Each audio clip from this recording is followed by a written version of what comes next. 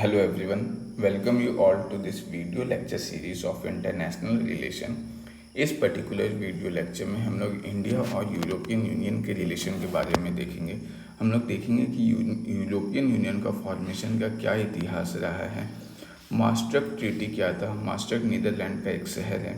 उसके बाद फिर हम लोग देखेंगे कि शेंगन एग्रीमेंट क्या है, यूरोजोन क्या होता है, फिर इंडिया और यूरोपियन यूनियन का रिलेशन क्या है, क्यों इंडिया और यूरोपियन यूनियन एक दूसरे के लिए सिग्निफिकेंस है।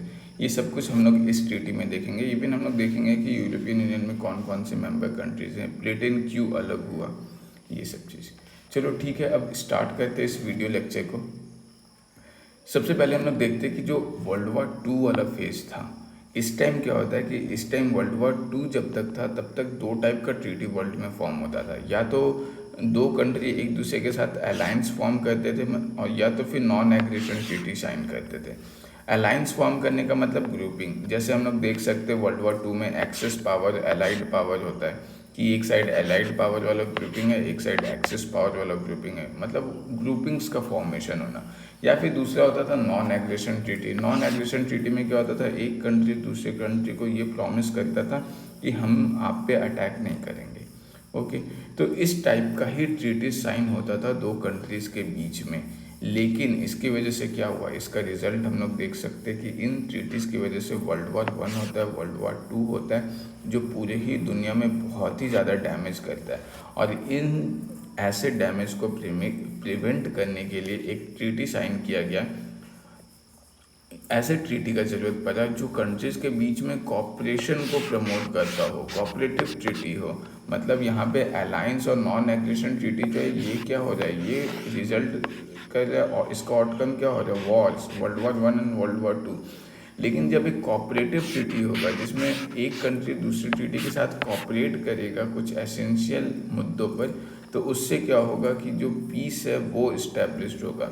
तो बेसिकली क्या होता है कि वर्ल्ड वॉर 2 के बाद हम लोग देखते हैं कि एक नया ट्रेंड फॉर्म होता है जिसमें कंट्रीज जो है वो कोऑपरेटिव ट्रीटी साइन करना स्टार्ट करते हैं एक दूसरे के साथ। ओके, इसका मेन मकसद क्या था, तो दूसरे कंट्रीज़ को फाइनेंशियली हेल्प करना, उनके साथ ट्रेड डेवलप करना, कल्चर डेवलप करना, सोशल रिलेशन और टेक्नोलॉजी को इन्हेंस करना।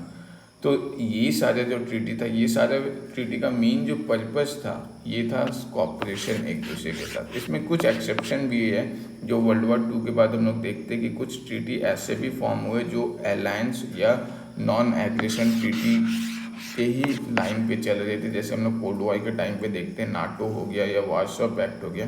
ये सब क्या है, नाटो एक टाइप का ग्रुपिंग ही तो है, या वार्सो पैक्ट में जो भी कंट्रीज हैं, वार्सो मेंबर कंट्रीज, वो सब एक ग्रुपिंग ही तो फॉर्म कर रहे हैं। लेकिन अगर ये दो एक्सेप्शन छोड़ देते तो ये जो वर्ल्ड वॉर 2 के बाद वाला फेज है, इसमें हम लोग देखते तो मैक्सिमम ट्रीटी साइन हुआ है वो कहीं ना कहीं एक दूसरे के साथ कॉपरेट करने के लिए साइन हुआ है। और इसी का एक रिजल्ट है यूरोपियन यूनियन, जिसका पुराना नाम था यूरोपियन इकोनॉमिक कम्युनिटी, बाद में हुआ यूरोपियन कम्युनिटी और अभी फ़िलहाल यूरोपियन यूनियन है।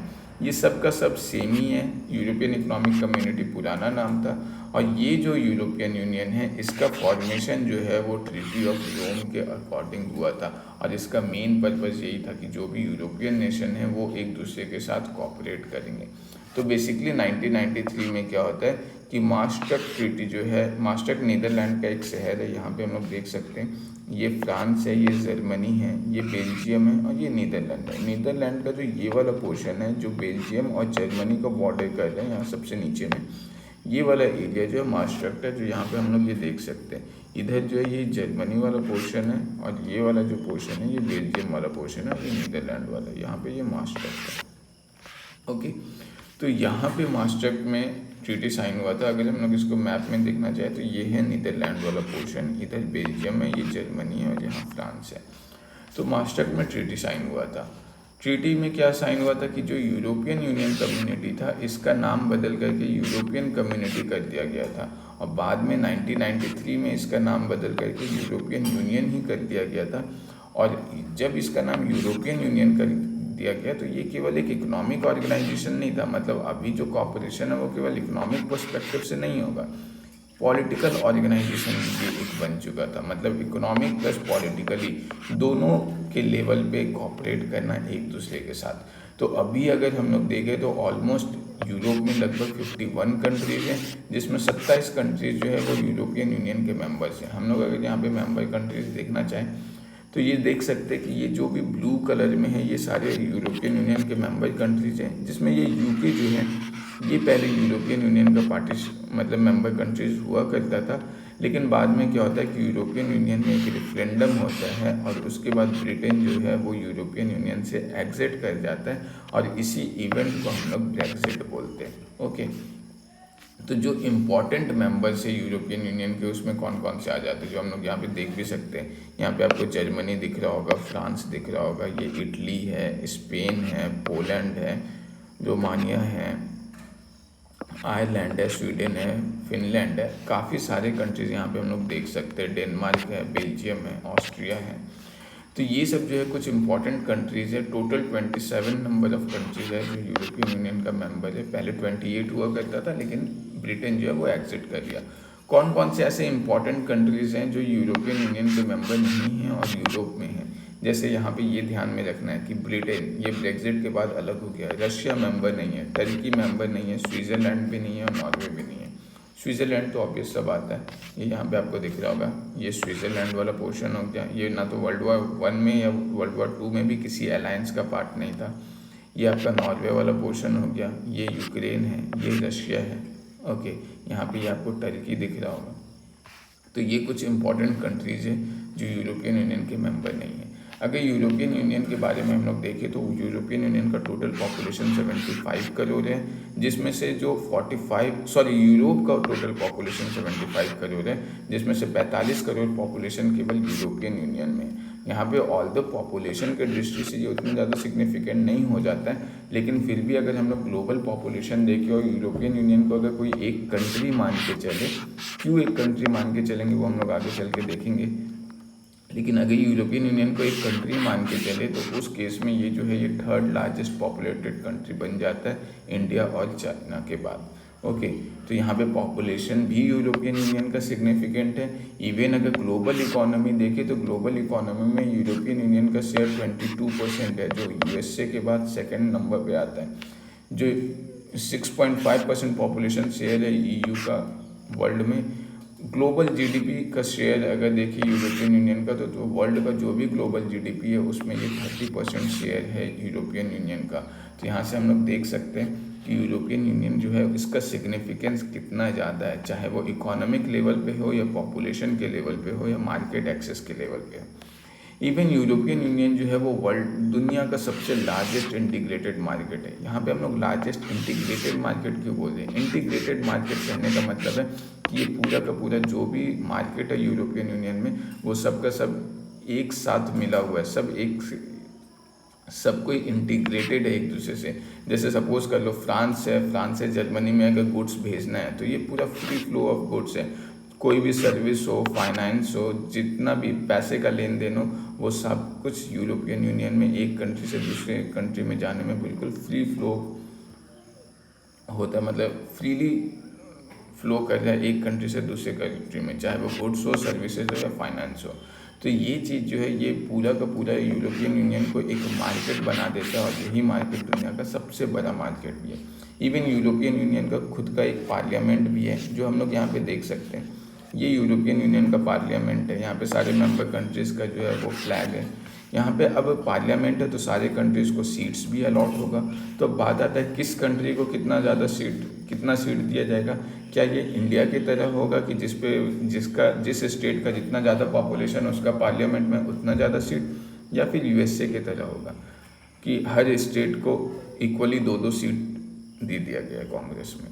यहाँ पे ये जो है ये इंडिया की तरह है कि जिस कंट्री का जितना ज़्यादा पॉपुलेशन है उस कंट्री का उतना ही ज़्यादा सीट है यूरोपियन यूनियन पार्लियामेंट में। जैसे जर्मनी का पॉपुलेशन सबसे ज़्यादा है तो इस केस में यूरोपियन यूनियन में जो जर्मनी का पॉपुलेशन है, जर्मनी का जो सीट है यूरोपियन यूनियन के पार्लियामेंट में वो सबसे ज़्यादा है। जैसे हम लोग यहाँ पे देख सकते हैं कि ये जो है ये जर्मनी का जो सीट है वो 96 है, क्योंकि जर्मनी का पॉपुलेशन सबसे ज़्यादा है। फ्रांस का सीट 79 है, तो इस तरीके से हम लोग देख सकते हैं, फर्स्ट पे जर्मनी है, फिर फ्रांस है, फिर इटली, फिर स्पेन, इस तरीके से।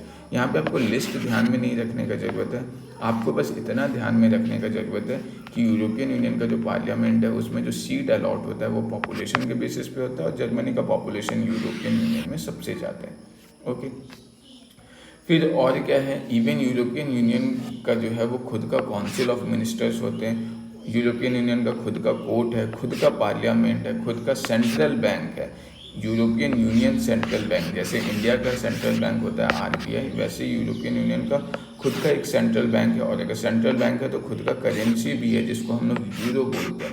हालांकि यूरोपियन यूनियन में टोटल 27 मेंबर कंट्रीज़ है, लेकिन ये 27 में से केवल 19 कंट्री ही ऐसे हैं जो यूरो को अभी रिकॉग्नाइज किया है या एक्सेप्टेंस दिया है, और वो कंट्री जो यूरो को एक्सेप्टेंस दिया है उस कंट्री को हम लोग यूरो जोन बोलते हैं, मतलब वो रीजन जहाँ पे यूरो जो है एज अ करेंसी यूज़ होता है। जैसे ये हम लोग मैप में देख सकते हैं, ये जो डार्क पर्पल वाला रीजन है ये वो सारे कंट्रीज है जहाँ पे यूरो ट्रांजैक्शन है। मतलब अगर यहाँ पे अगर सपोज कर लो फ्रांस में आप रह रहे हैं तो फ्रांस में अपना फ्रांस का एक करेंसी होगा, जर्मनी का अपना जर्मनी का एक करेंसी होगा।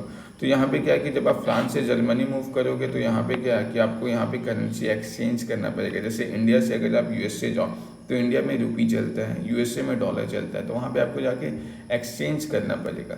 तो यहाँ पे ये करने का ज़रूरत नहीं है, क्यों? क्योंकि यहाँ पे जो भी यूरो जोन में जो भी कंट्रीज़ है वो सारे कंट्रीज़ एक दूसरे के साथ जो है वो फ्रीली जो है एक्सचेंज कर सकते हैं। मतलब करेंसी का एक्सचेंज करने का ज़रूरत ही नहीं है, यूरो ले लो आप और यूरो लेकर के आप कहीं पे भी ट्रैवल कर सकते हो यूरो जोन में। लेकिन यहाँ पे ध्यान रखना, सारा का सारा यूरोपियन यूनियन के कंट्रीज़ में यूरो नहीं चलता है, केवल 19 कंट्री में चलता है, जो हम लोग ये डार्क पर्पल वाले रीजन में चल रहे हैं। ये लाइट पर्पल जैसे स्वीडन हो गया, पोलैंड हो गया, रोमानिया हो गया, हंगरी हो गया, ये सब में यूरो नहीं चलता है।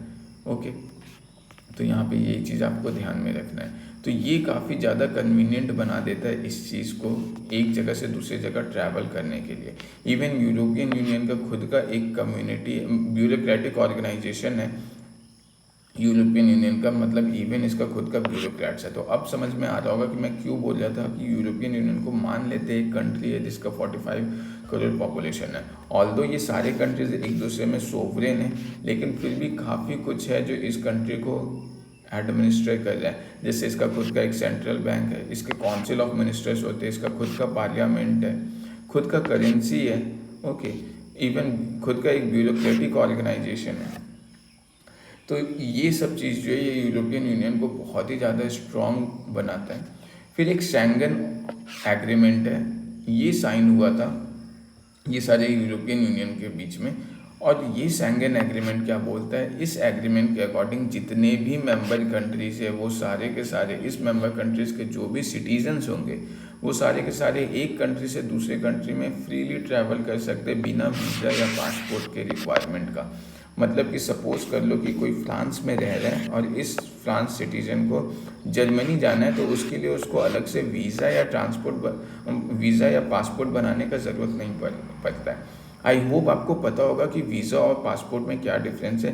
जैसे सपोज़ कर लो मैं इंडिया में रह रहा हूँ, अगर मुझे सपोज़ कर लो चाइना जाना है या यूएसए जाना है, तो यूएसए जाने के लिए मुझे जो पासपोर्ट है वो इंडियन गवर्नमेंट प्रोवाइड करेगा, लेकिन वीज़ा जो है वो यूएसए गवर्नमेंट प्रोवाइड करेगा। तो ये डिफरेंस होता है अप्रूवल में, कि अगर सपोज़ कर लो फ्रांस के सिटीज़न को जर्मनी जाना है तो जो पासपोर्ट है फ्रांस का सिटीज़न को वो फ्रांस गवर्नमेंट प्रोवाइड करेगा, लेकिन जो वीज़ा है वो जर्मनी का गवर्नमेंट प्रोवाइड करेगा। लेकिन ये जो शेंगन एग्रीमेंट है, ये शेंगन एग्रीमेंट के अकॉर्डिंग क्या है कि जो भी यूरोपियन यूनियन का मेंबर कंट्रीज़ है उसमें एक कंट्री के सिटीज़न को दूसरे कंट्री में जाने के लिए ना तो किसी वीज़ा का रिक्वायरमेंट है और ना ही किसी पासपोर्ट का रिक्वायरमेंट है। तो ये जो है ये काफ़ी ज़्यादा कन्वीनियंट कर देता है। मतलब यहाँ पे फ्री फ्लो ऑफ गुड्स और सर्विसेज तो हो ही रहा था, इवन यहाँ पे फ्रीली ट्रैवल हो रहा है यूरोपियन यूनियन के सिटीजन्स का बिना किसी रिक्वायरमेंट ऑफ वीज़ा का। इवन यूरोपियन यूनियन जो है इसका खुद का एक कैपिटल भी बनाया गया है जिसको हम लोग ब्रसल्स बोलते हैं। ये जो है ये बेल्जियम आपको यहाँ पे दिख रहा होगा, बेल्जियम में ये ब्रसल्स है। ये यहाँ पे जर्मनी, नीदरलैंड और फ्रांस है। ये अभी हम लोग जस्ट नीदरलैंड का मैप भी देखे थे थोड़ी देर पहले, तो ये हम लोग देख सकते हैं। ओके, फिर अब यहाँ पे आते हैं इंडिया और यूरोपियन यूनियन का रिलेशन के बारे में। यहाँ पे ये शेंगन एग्रीमेंट में हम लोग देख सकते हैं कि ये वो कंट्रीज़ का मैप है जहाँ पे वीज़ा फ्री ट्रैवल होता है। मतलब ये यूरोपियन यूनियन के तो मेंबर हैं ये सारे, जो आपको ये पिंक में दिख रहा होगा। यहाँ पे क्या है, ये सारे के सारे शेंगन एग्रीमेंट को साइन किया हुआ। मतलब स्पेन से फ्रांस, जर्मनी, पोलैंड कहीं पे भी जाना है तो आपको वीज़ा का ज़रूरत नहीं पड़ेगा। ये जो ब्लू कलर में है, जैसे नॉर्वे हो गया, आइसलैंड हो गया, स्विट्ज़रलैंड हो गया, ऑल्दो ये तीनों जो है ये आपका मतलब यूरोपियन यूनियन के मेंबर नहीं है, लेकिन फिर भी ये शेंगन एग्रीमेंट को साइन किया हुआ है। मतलब कि अगर नॉर्वे से स्वीडन भी जाना है तो आपको वीज़ा या पासपोर्ट का ज़रूरत नहीं पड़ेगा। ओके। और कुछ कंट्री ऐसे भी हैं जो यूरोपियन यूनियन के मेंबर है लेकिन शेंगन एग्रीमेंट को साइन नहीं किया हुआ है, जैसे आयरलैंड हो गया, रोमानिया हो गया, यहाँ पे आपको बल्गेरिया दिख सकता है। तो यहाँ पे क्या है कि ऑल्दो रोमानिया जो है वो यूरोपियन यूनियन का मेंबर है, लेकिन अगर फ्रांस से आपको रोमानिया जाना है तो यहाँ पे वीज़ा का ज़रूरत पड़ेगा। यहाँ पे इतना ज़्यादा फैक्ट जानने का कोई ज़रूरत नहीं है एग्ज़ाम पर्सपेक्टिव से, आपको बस इतना ध्यान में रखना है कि शेंगन एग्रीमेंट क्या था। ओके। अब आते हैं हम लोग इंडिया और यूरोपियन यूनियन के रिलेशन के बारे में। देखो सिंपल सा बात है कि जो पॉलिटिकल सिस्टम है, जो भी ऑर्गेनाइजेशन है, जितना भी बिलीव है ये सारे मेंबर कंट्रीज़ का, जो भी ईयू के मेंबर कंट्रीज़ हैं, ये सब कुछ बहुत ही ज़्यादा सिमिलर है इंडिया से। मतलब ईयू का अगर हम लोग फिलॉसफी देखें और इंडिया का फिलॉसफी देखें तो बहुत ज़्यादा सिमिलर है। जैसे ये सारे कंट्रीज़ डेमोक्रेसी प्रैक्टिस करते हैं, ये सारे कंट्री में बहुत ज़्यादा डाइवर्सिटी देखने को मिलेगा। बहुत सारे डिफरेंट वर्ल्ड के डिफरेंट कॉर्नर से लोग आके यहाँ पे सेटल हैं। फ्रांस में आपको अफ्रीका के भी लोग दिख जाएंगे, इंडिया के भी लोग दिख जाएंगे, चाइना के भी लोग दिख जाएंगे। तो ये जो है ये इन रीजन्स में काफ़ी ज़्यादा डाइवर्सिटी है और इंडिया में भी बहुत ज़्यादा डाइवर्सिटी है। इवन यूरोपियन यूनियन में आपको बहुत ही ज़्यादा ट्रांसपेरेंसी देखने को मिलता है, जो इंडिया में भी है। यूरोपियन यूनियन का भी बिलीव वर्ल्ड के ऑर्गेनाइजेशंस में, जैसे यूनाइटेड नेशन हो गया ऑर्गेनाइजेशन या फिर इंटरनेशनल कोर्ट ऑफ जस्टिस हो गया, ये सब में उतना ही स्ट्रांग है जितना इंडिया का है। तो ये चीज़ हम लोग क्यों डिस्कस करें कि इंडिया और यूरोपियन यूनियन का जो थिंकिंग है, चाहे वो पॉलिटिकल सिस्टम में हो या ऑर्गेनाइजेशन में हो या जो भी बिलीव है, वो काफ़ी ज़्यादा सिमिलर है। ये डिस्कस करने का ज़रूरत इसलिए है क्योंकि ये इन दोनों कंट्रीज़ को, दोनों कंट्रीज़ नहीं, यूरोपियन यूनियन और इंडिया को काफ़ी ज़्यादा क्लोज लेकर आता है। ओके। जैसे चाइना और रशिया है, इनका थिंकिंग यूरोपियन यूनियन से काफ़ी ज़्यादा अलग है।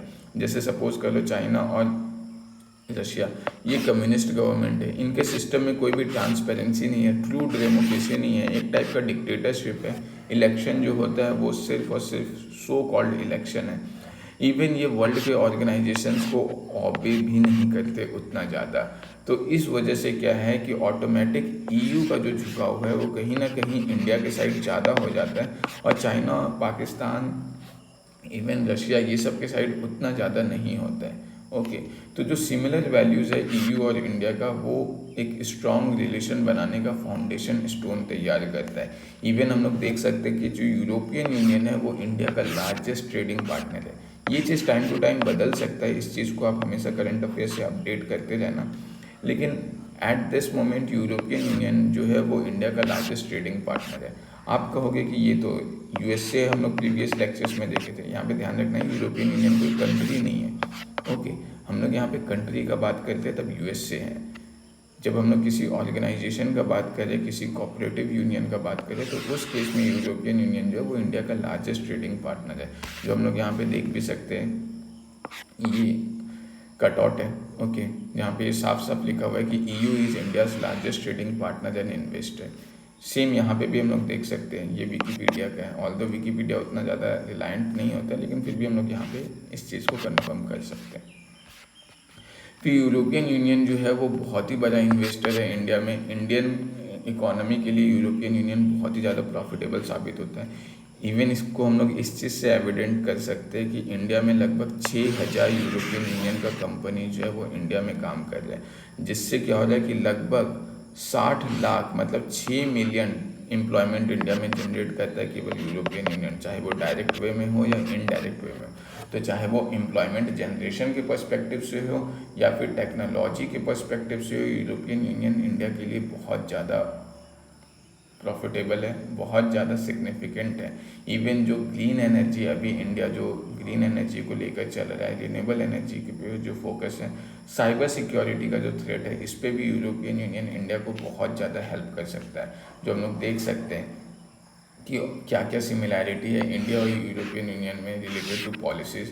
तो दोनों कंट्रीज जो है वो पीस और स्टेबिलिटी चाहता है इंडियन ओशन में। इंडिया भी चाहता है कि इंडियन ओशन वाला जो रीजन है यहाँ पे हमेशा एक पीस मेंटेन हो, एक स्टेबिलिटी मेंटेन हो, क्योंकि पीस और स्टेबिलिटी होगा तभी ये जो इंडियन ओशन वाला रीजन है यहाँ पे ट्रेड जो है वो ज़्यादा से ज़्यादा फ्लरिश करेगा, जिसका इंडिया बहुत ज़्यादा बेनिफिट उठा सकता है। और बाकी सभी कंट्री जो है, जब भी पीस होगा, ट्रेड होगा, तो सबको कहीं ना कहीं फ़ायदा ही होगा। इवन जो भी मैरीटाइम ट्रेड रूट्स है, जो भी समुद्री रूट है, उन सब का प्रोटेक्शन करना, टेररिज्म को काउंटर करने पे दोनों का दोनों रेगुलरली वर्ल्ड प्लेटफॉर्म पे अपना आवाज़ उठाते रहते हैं। इवन इन्वायरमेंट को प्रोटेक्ट करने के लिए यूरोपियन यूनियन और इंडिया लगातार काम कर रहे हैं। जो सस्टेनेबल डेवलपमेंट गोल्स है 2030 का, जो हम लोग इन्वायरमेंट में देखेंगे अच्छे से कि कौन कौन सा SDG गोल है।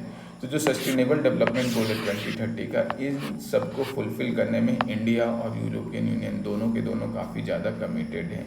ओके, तो हम लोग देख सकते हैं कि इंडिया के लिए यूरोपियन यूनियन जो है वो बहुत ज़्यादा ज़रूरी है। किस पर्सपेक्टिव से? कैपिटल के पर्सपेक्टिव से। क्यों? क्योंकि हम लोग देख चुके हैं किस तरीके से लगभग 6000 यूरोपियन यूनियन का कंपनी इंडिया में इन्वेस्ट कर रहा है, जिससे लगभग 60 लाख एम्प्लॉयमेंट जनरेट हो जाए। टेक्नोलॉजी के पर्सपेक्टिव से कि यूरोपियन यूनियन इंडिया में टेक्नोलॉजी का इन्वेस्ट कर सकता है, नया टेक्नोलॉजी ला सकता है, चाहे साइबर सिक्योरिटी हो, कॉपरेशन हो, आर्टिफिशियल इंटेलिजेंस हो, इन सब में यूरोपियन यूनियन इंडिया के साथ बहुत ही अच्छा आगे चल के फ्लरिश कर सकता है। तो आई होप आपको ये समझ में आया होगा इंडिया और यूरोपियन यूनियन का रिलेशन। आप इस टॉपिक को लगातार अपडेट करते रहना जब भी ऐसा कोई मेजर अपडेट आएगा तो। So thank you very much for watching this video.